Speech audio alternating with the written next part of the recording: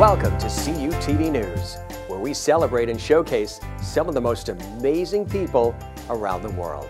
I'm your host, Jim Masters. Today, I have the great honor and pleasure of speaking with noted author Roxanne Bland. Roxanne describes herself as a fugitive from reality since forever.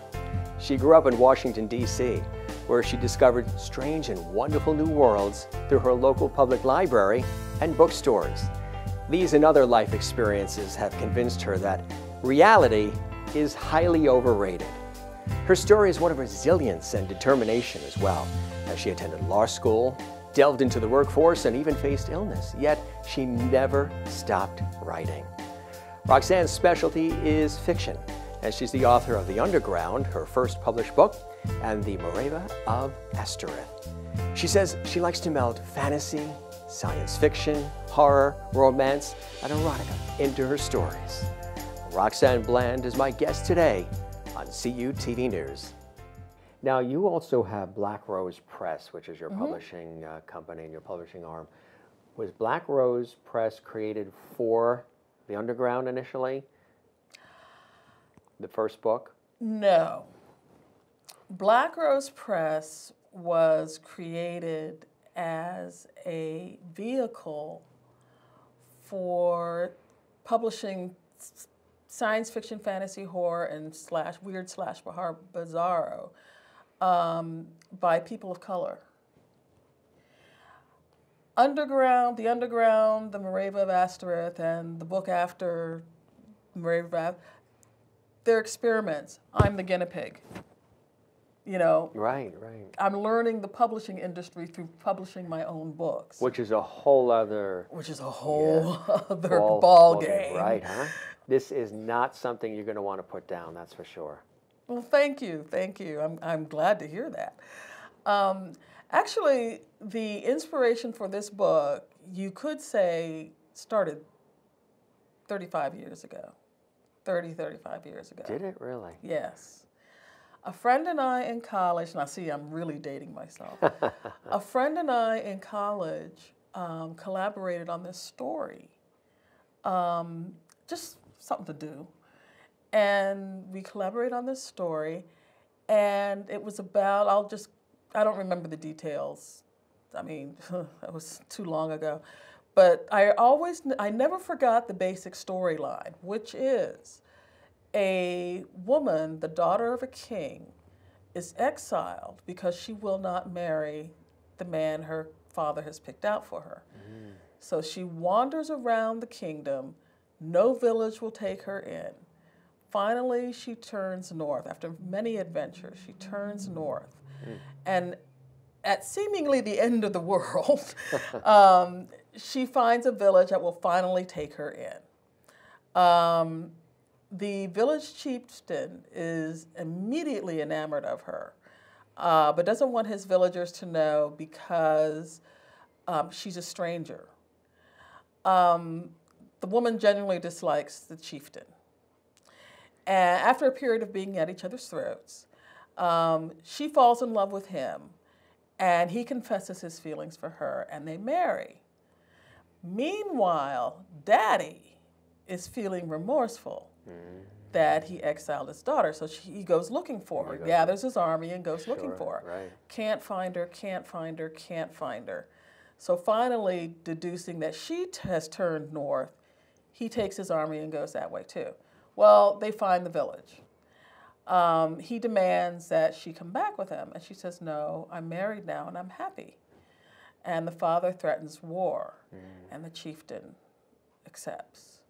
And the woman and the chieftain are killed in the fighting. Not a very happy ending, is it?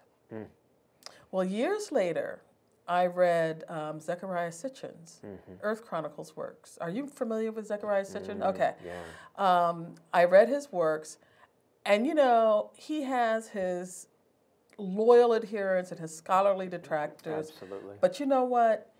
You cannot deny it is an incredible story. Just an incredible tale. So anyway, you know, again, years pass, and then I'm sitting there kind of stuck on a story. Not stuck in the sense that I don't know what's going to happen next. I know what's going to happen next. It's a question of how to write it.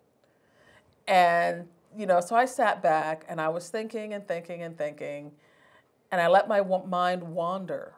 You know, I was like, oh, forget this. Just leave it alone for a while.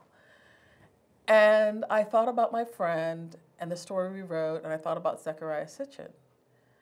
And then I said, what if I could meld the two stories in some way?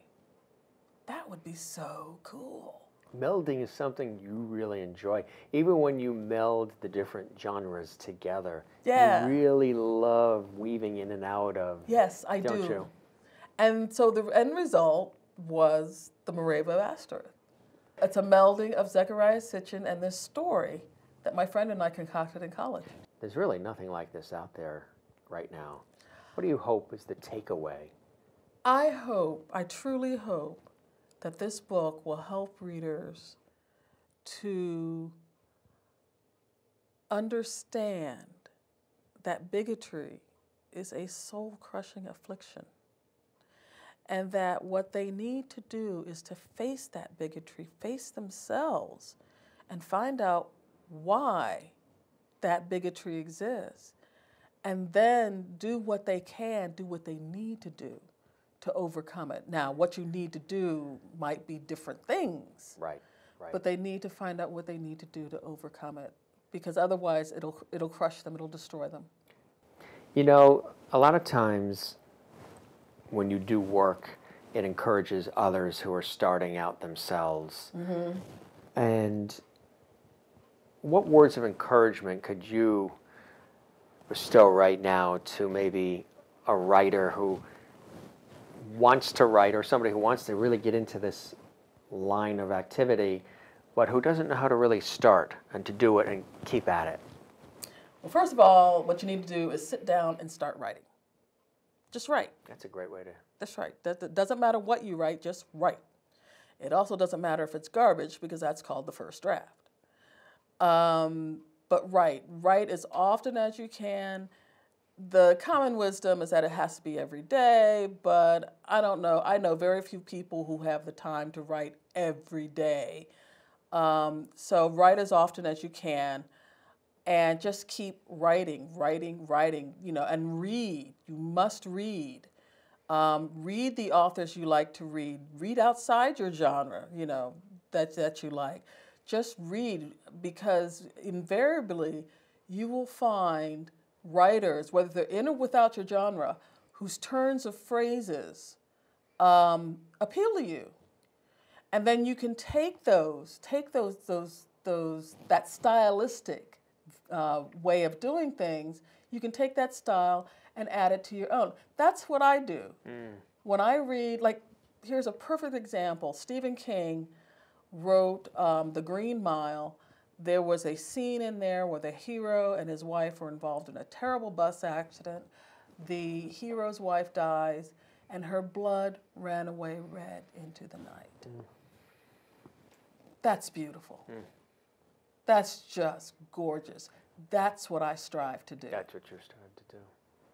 And that's why, but you have to read, because otherwise I never would have discovered it. You're inspired by others as well, which is incredible, and you're inspiring others. Oh, I hope so. Roxanne Bland, it was a real pleasure to have you with us. And it's been a CUTV pleasure to News. be here. Give us that website again. RoxanneBland.rocks. RoxanneBland.rocks. And your blog is roxannebland.com. Correct. And of course, your books are available at Amazon.com as well. Barnes & Noble, Kobo, and Smashwords. Fantastic. Well, thanks for sharing this wonderful book with us. We wish you continued success, and thanks for being on CUTV News. Thank you for having me. Thank you for joining us. I'm Jim Masters, CUTV News.